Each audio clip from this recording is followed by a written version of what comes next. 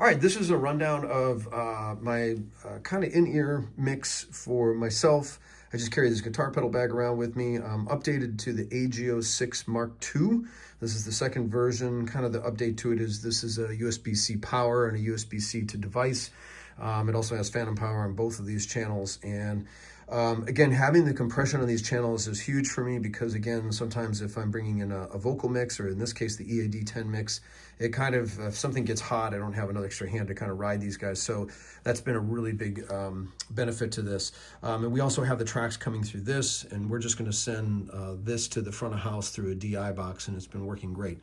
What's really cool about customizing these two channels, you can see over here on the app, this is the AG app, and this is a free app you can get, and it helps you kind of run the board. And you can see I've got a bunch of presets, both for the compression channels and for the EQ, which is super handy. And for me, it just allows me to kind of squeeze the signal if the lead singer gets on the mic a little bit. So I'm using this for kind of what we would send as an auxiliary or a monitor mix. Just pull it out of the back of a powered speaker and plug it in here. And then this is my EAD10. You can see both of these channels too. I have flush left. So that's going to be all the information in my left ear, because this is going out to the front of house to the right channel. And then there's also a click from the Traxx that'll come into my left ear.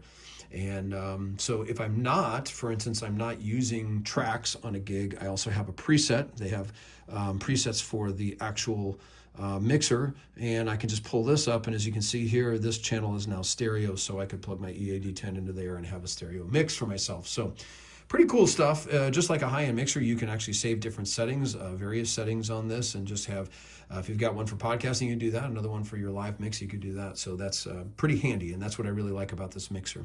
To run the tracks, I'm using Stage Traxx 3, and this is a cool app. This basically is a player or an organizer for the tracks themselves.